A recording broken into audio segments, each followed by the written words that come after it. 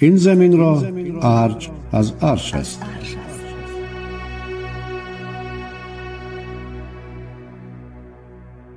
زنجیره گفتارهای طلایی اندر شناخت تاجیکان.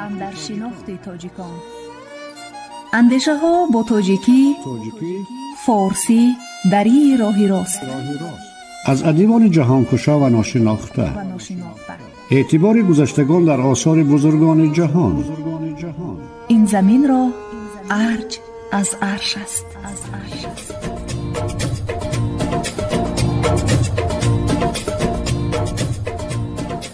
بیاموز هرچند بیتوانیا، مگر خویشتن شاد گردانیا. این زمین را ارج از عرش است.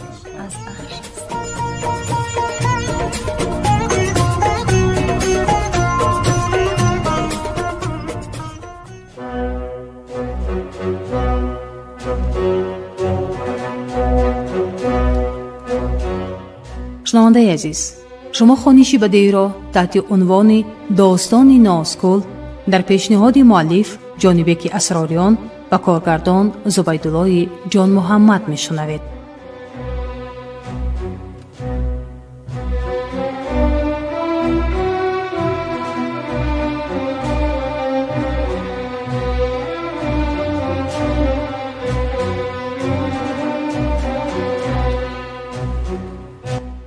داستانی نازگل.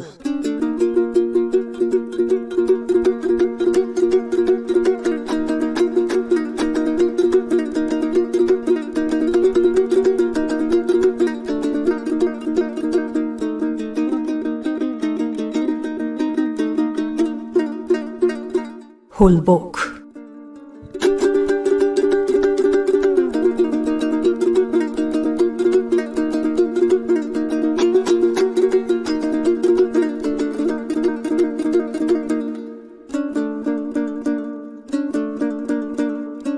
آغاز گفتار 18.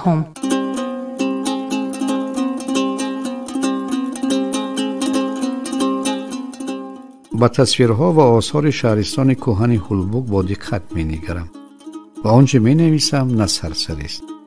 سال‌هاست که با پژوهش منطقه و آثار اجداد شغل می‌ورزم. نقشه بنیاد شهرستان‌ها، اوضاع سیاسی، رشد اقتصاد و فرهنگ را در مرحله‌های گوناگون تاریخی در مقایسه یادگاری‌های خطی، باستانشناسی و سکه شناسی بررسی می‌کنم. در میان بازیافت‌ها خیلی ارزشمند و واقعاً نظربا و شگفت کننده. تصویرها هنرمندانه روی لوح عمر ابدی یافتند که شهادت سلیقه بزرگ و ناتکرارند. چهره سرباز شاه و زنان خونیاگر از خوشصورتی و زیبایی مردم گواهی می‌دهند. در این میان یادم می‌آید نوشته‌های واقع بینانه ادیب فرانسوی ژول ورن که تاجیکان خردصورتند. واقعیت است که او هیچگاه در سرزمین‌های تاجیک نشین نبود و از نام خبرنگار کلادیوس بامبرنک که از سمرقند و بخارا، خوجند و پامیر حکایه می‌کند نتیجه گیری دارد. ولی ژول ورن و پرسوناژ اساسی خبرنگارش از ادبیات دسترس یونانی و رومی و نوشته‌های مارکو پولو استفاده کردند. بنده معتقدم که مارکو پولوی ونیزیایی در مرزهای امروزه تاجیکان قدم نهاده که تصویر رودهای پرتغیان کشور و آگاهیش از تاریخ شهرستانها و منظره‌های بدخشان دلیلی مهمند. او می‌نویسد: بلخ شهرستان کلان و شکوهمند است. پیشتر عظیمتر و بهتر بود. تاتار و اقوام دیگر غارتش کردند و خراب. باید بگویم که در عهد باستان ارک و قصرهای مجلا داشت که اکنون ویرانند. شنونده ارجمند، برای آن از نویسنده خیالپرست ژول ورن یاد آوردم که در شهر کولاب محصول تفکری سحرانگیزش مناره ایفل را دیدم. هرچند شرطی و رمزی است، رابطه افسانوی با دیار تاجیکان دارد. ژول ورن خیالاً 150 سال قبل از بنیاد راه آهن تا کولاب و بدخشان اندیشه ایثار نموده بود. آنها از روی معلوماتشان از نوشته محققان به تمدن بزرگ مردم ما باوری داشتند و در خیال آن را با اروپا پیوستن می‌خواستند. اندیشه او در زمینه راه بزرگ ابریشم به وجود آمده بود که از طریق ختلان و بدخشان می‌گذشت. واقعاً چنین بود و ماند. هولبوک نمونه برجسته هنر شهرسازی نیاگان بزرگ ماست. درباره شهرستان هولبوک و قریه‌های اطرافش معلومات‌های سرچشمه‌ها خیلی زیادند. کاوش‌های باستانشناسی معلومات‌ها را ثابت می‌کنند. و هم شهر هولبوک در ساحل رود سرخاب یا بهمن قدیم و پیوستنش با رود یاخسوی کهن تکیه زده است که از حلقه آموزش ما بیرون نیست. پیرامون آبادی سرزمین موافق پژوهش بلینیتسکی در عصرهای میانه بروقتی سالنامه‌های چینی خبر می‌دهند. آنها از شهر یاد آوردند با عنوان کالاکیان. با عقیده بلینیتسکی این همان هولبوک است. چنان دو هجای چینی کالا مجموع هجای عربی هول را می‌دهد. کیان یا کن برآمد توپونیمی کندی آسیای میانگی است. هرچند سال‌هاست که به این شرح قناعت داریم، در تشریح و معنیداد واژه هولبوک سخن نهایی گفته نشده است. شرح عالم بلینیتسکی شبهه برانگیز می‌نماید. در سرچشمه‌ها و می‌خورد خول و هول و چطور شده که هجای عربی باشد و هجای با زبان محلی نه. و این موضوع بحثی عالمان زبانشناس و منبع‌شناس باید باشد. می شود یادآور شد که شهرستان کهن دورتر از جای امروزه هولبوک واقع بود و همان محلی که مسعودی در اثرش از اسیان شاه ساسانی انوشیروان بر ضد شاه یفتلی اخشنواز مثال میزند و موافق اخبار سرچشمه‌های چینی شهرستانی بود برابر با ترمیز که تقریباً 20 هکتار مساحت داشت. این اخبار اندیشه ما را تقویت می‌دهد، زیرا که شهرستان عصرهای 9 و 10 برابر است با 70 گه، یعنی دوباره بنا شده است و پروسع‌تر از زمان پیشین. و هولبوک بعدینه از نظر مساحت برابر بود با سمرقند و بخارا و حصار اطرافش 8 کیلومتر را تشکیل می‌داد. میدان عمارت ارک و برودرازی از 3 قسمت عبارت بود. در جنوب حوله با کاروفر و نظام خواجگیداری، در سمت شمال ارک با عمارت‌های باشکوه برای واخوری‌های رسمی و متنتن آراسته بود. از غرب بنا پس از درآمدگاه آستانه مسطحی پهناور برای پذیرایی اشرافان و مهمانان عالی رتبه به نظر می‌رسد. قسمت اساسی و دیوارها از خشت پخته و دیگر بناها از پاخته عمارت شده به گچ آراسته‌اند. سبک ساختمان و اصولهای معماری متخصصان را به خلاصه آورد که بناکاران به جز کاربرد شیوه عمومی خلیفتی از سنت‌های کهن معماری محلی یعنی تا اسلامی استفاده کردند. سبک گسترش خورده و دلکش نیاگان که در آرا و پیراستن قصر شاهان ختلان استفاده شده است، گلکاری‌های گچی میباشند. لوح‌های خرد و بزرگ با تصویرهای گوناگون از هنری بی سابقه هنروران محلی دلیل و دستکند. این کندوکو بیشتر از 5000 همین گونه آثار به دست آمد که یک قسمت منظره زیبایی با سوژه کاملند. معلوم بود که قسمت اساسی دیوار خانه‌ها، ستون و ایوان‌ها و تالار و راهروهای قصر را پیشوران نامی محل زینت دادند که با رنگ‌های کبود، زرد، گلابی و غیره تابش می‌خورند. از روی شکل و مضمون می‌توان گلبوری‌ها را به نوع‌های زیرین قسمت کرد: تصویر مخلوقات، تصویرهای نباتی و هندسی و اپیگرافیک، آیه و سورت‌ها از کتاب مقدس قرآن. پیش از همه سبک عنعنوی آریایی در صنعت تصویری جلوه می‌خورد که برای دین نوظهور بیگانه بود. چنان مصوره‌ها با نقش انسان‌ها. به دست آمدن تصویر جوان زیبا اندام برای محققان بسیار مهم بود. جوان در دست راست گرز دارد و به سمت راست مایل است. در مقایسه با چنین بازیافت همرنگ و همسان از شهر غزنین، باستانشناس ارکینای غلامова آن را محافظ یا چاکر شاه قلمداد نموده است. در اثبات فرهنگ مخلوط و عمل پیشورانی به عنعنه‌های پیشین صادق، تصویر خونیاگران زن و مرد دلیلی مهم می باشد. منظور ما تصویر انسان است که در زمان روای اسلام ممنوع بود و دو کتیبه‌ای که به دست باستانشناسان رسید. آن را غالب غایبوف پژوهش نموده یکی را اساسی و دیگری را تصادفی میپندارد. کتیبه اساسی به تصویر متعلق بوده الله الله یعنی نیست خدای بجز الله نوشته مصور است و به تصویر علاقمند بوده حرفهای اول آیت الکرسی می باشند که در آستین یکی از خونیاگران حق شده است. نوشته از حکم و روای دین اسلام شهادت می دهد.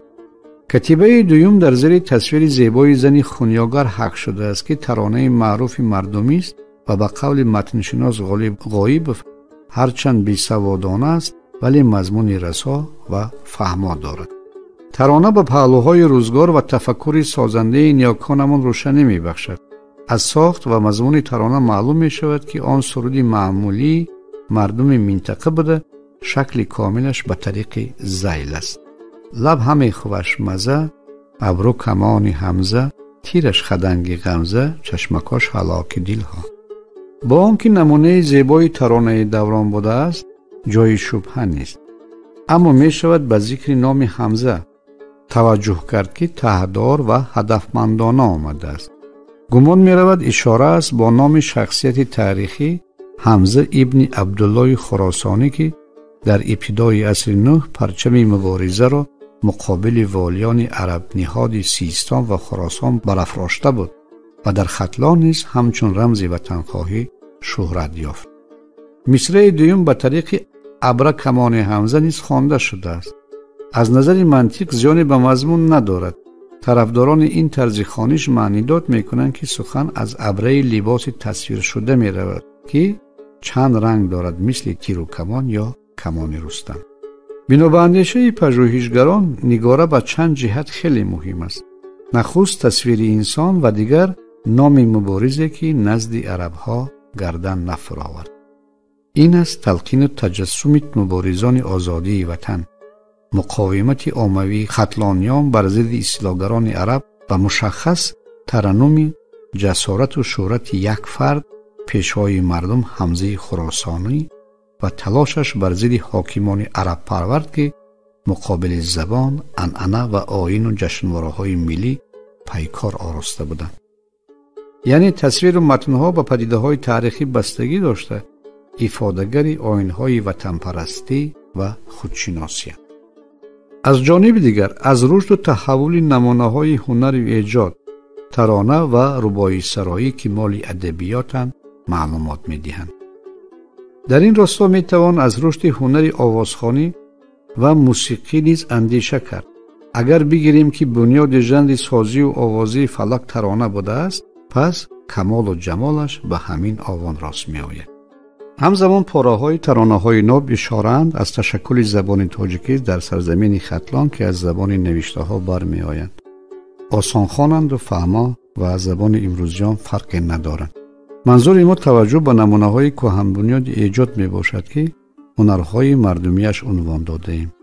آنها سرچشمه کل آفریده‌های خلق تاجیک بوده، به مقصد و وظیفه پیدا نشدند. در برابر ادای طلبات و احتیاج مادی انسان‌ها، رسالت مهمتر اجتماعی، معنوی، زیبایی پرستی، اخلاقی و غیره برداشت دارند. یک زنجیره استوارند که دورانها را به هم می‌پیوندند.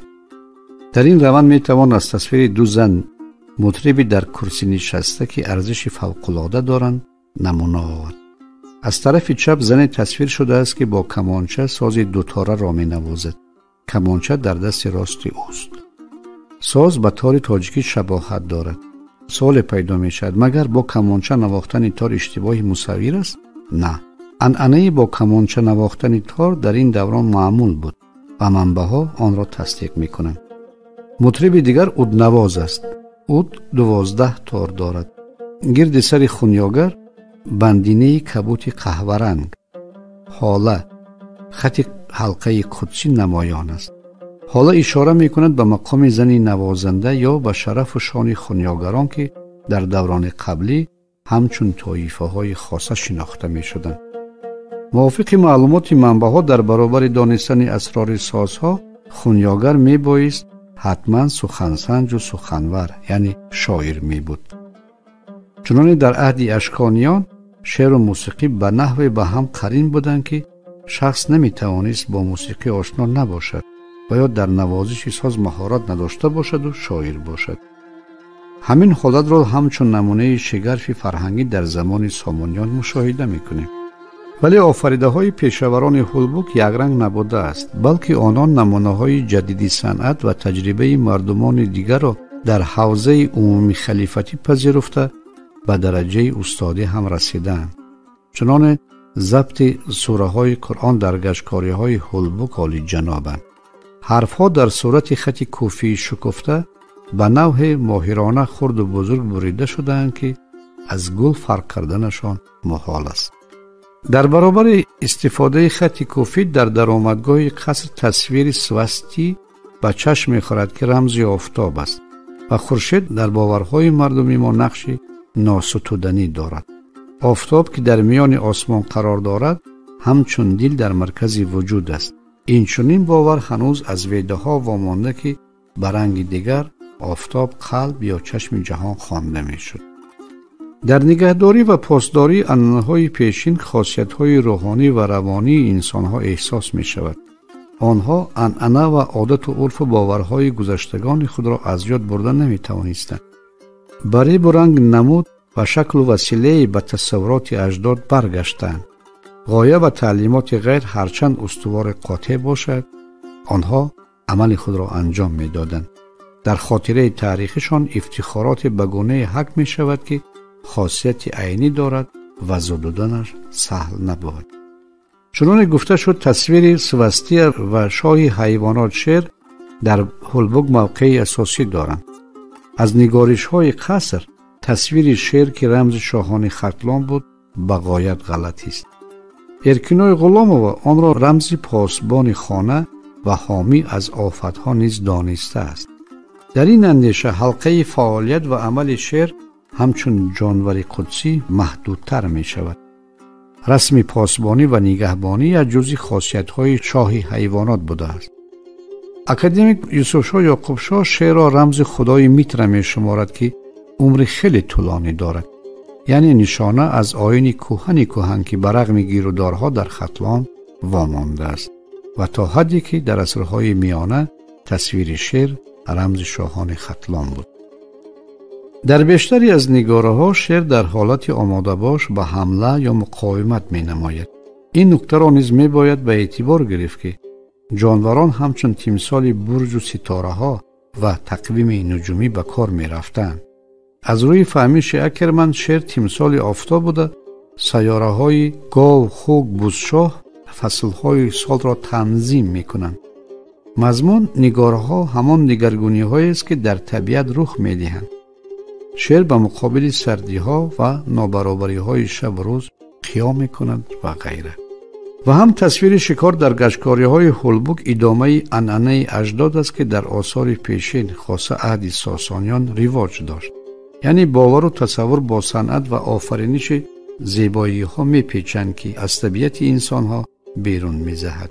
چنانه از منظره شکار خسرو پرویز در طاق بستان نمایان است. از این صحنه‌های جالب می توان رموز برداشت که حاکمان کشور باورهای کهن را در دفاع ملک و دولت پیشارو می داشتند. اگر بیاندیشیم در نظام آفریده اسلام که به جز پرستش الله نیروی دیگر قابل ذکر و پذیرایی نبود، حامی خاندان از آفتها پنداشتن شیر یا تلقین و ترغیب اتریبوت آیین کهن مهرپرستی از اعتماد و اعتقاد استوار درک می دهد و هم به چند خاصیت دیگر که قبلا ذکرش رفت. نه تنها این علامت ها بودند که از مقاومت اصولی دلیل دستکن. در شیشه‌کاری ها و ژرفنای ظرف ها تصویر اسپان و پرنده قدسی سیمرغ از صداقت پیشوران ختلان به عنعنه های نیاگان می باشد. یعنی افتخارات از اسپان ختلی زنده داشتن خاطره سوارگان چابک و رزمنده نیز به شمار می رفت. و پرنده مروی سیمرغ چی؟ سیمرغ که در حماسه ها تندیس مبارزه و نجات بخش نسل پهلوانان سیمای ملت رستم نیز بوده است که از تفکر تاجیک هیچگاه ستوده نمی شود.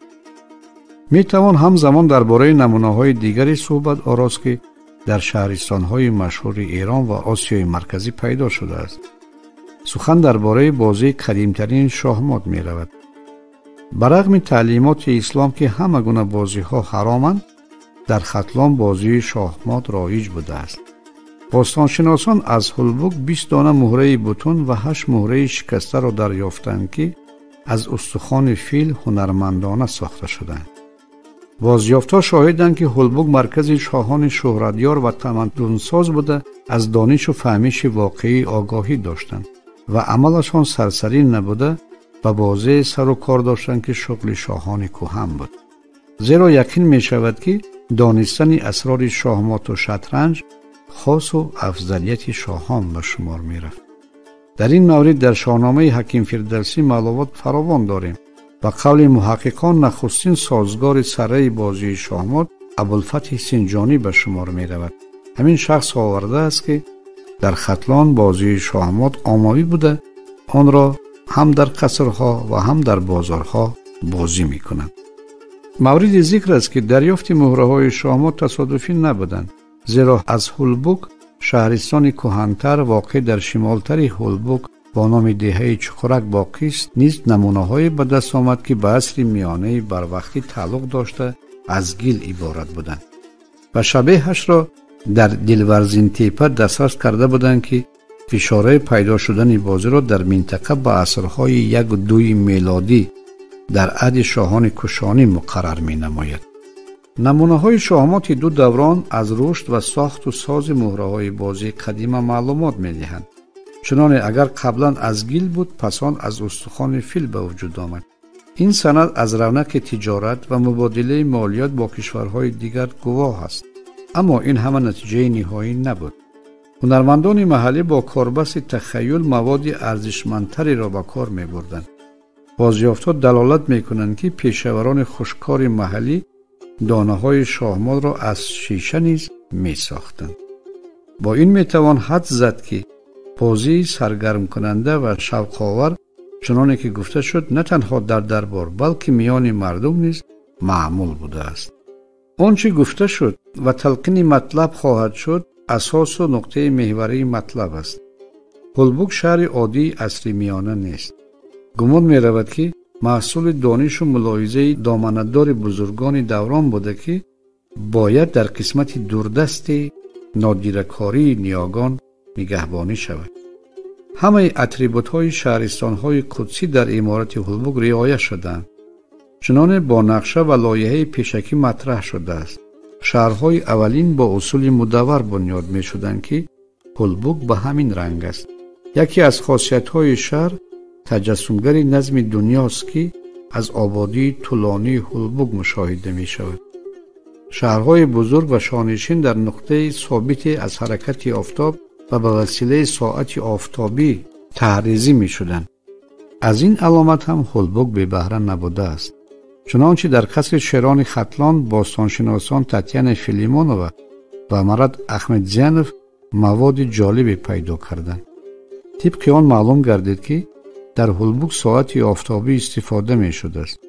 соат ба сурати иморати начандон бузурги пасдевор дар саҳни ҳамвору кушода аз хишти пухта сохта шуда буд. дар деворҳо чуқурчаҳое намоён буданд ки 4 самтро инъикос менамуданд. дар қисмати боло дар марказ аз хиштҳои пухтаи трапеtsiyaшакл асбобе ба сурати гномон бунёд намуда буданд ки сояро аз офтоб мунъакис мекард. олимон мушоҳида карданд ки ба василаи асбоб гардиши рӯзонаи офтоб, тағйироти вақт ва баробаршавии рӯзу шаби баҳорию тирамоҳӣ муайян мегардад. аз назари хиратмандони пешин шаҳр дар робита бо нуқтаи талофи бодҳо, обҳо, сифати хок, авзои соя ва таъмини нур бунёд мешуд ки мавқеи ҳулбук шаҳодат медиҳад.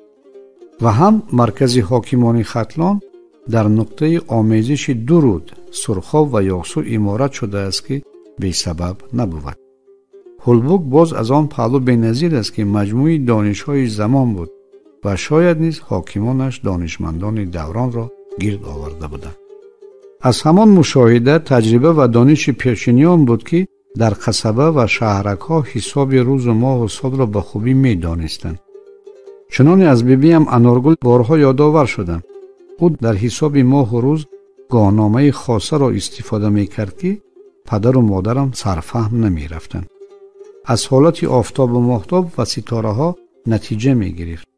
با گذشت سال و ماه‌ها به خلاصه آمدم که او نشانگر یا حسابدان است.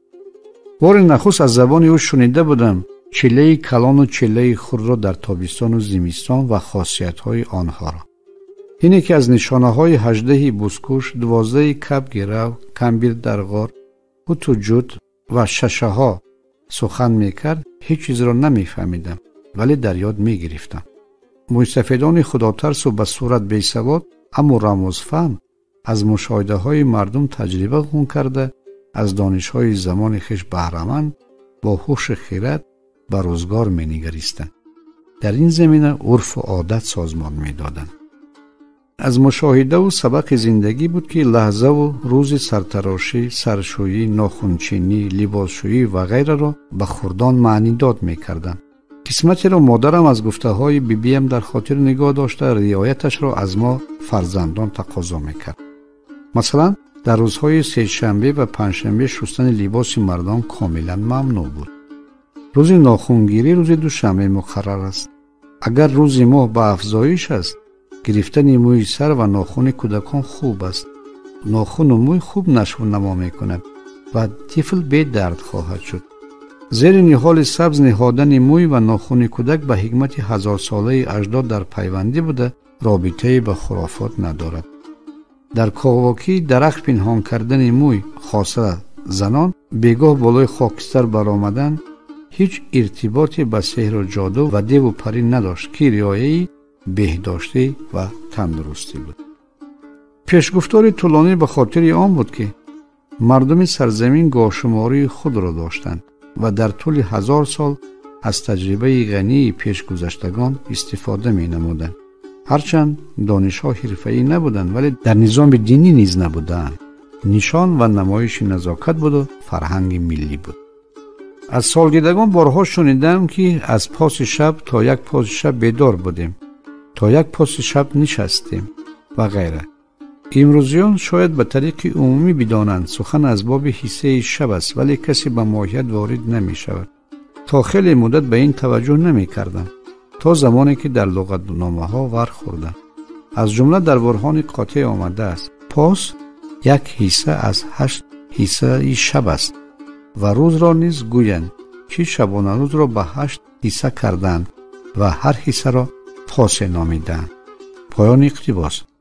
مردم عادی هیچگاه لغتنامه ها را نخواندند بلکه برگزیدگان از زبان و زندگی نامه مردم فرهنگنامه های تفسیری ساختند. واقعاً بازیافت باستانشناسان در کشف اسرار هولبوک صحیفه تازه‌ای بود. هرچند چون قبلا اشاره شد در شهرستان ناسکول مغاره نیز وجود داشت به مثل رصدخانه که منسوب به عصر 1 و 2 میلادی و متعلق به عهد شاهان کوشانی بود.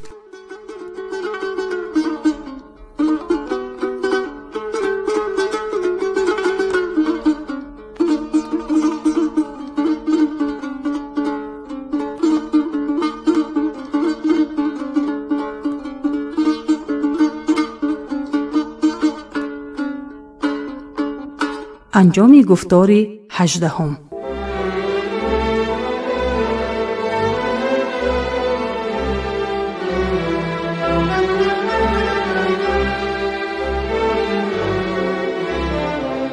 شما خوانش بدیعی را تحت عنوان داستان ناسکول در پیشنهاد مؤلف جانبک اسراران و کارگردان زبیدالله جان محمدов شنیدید.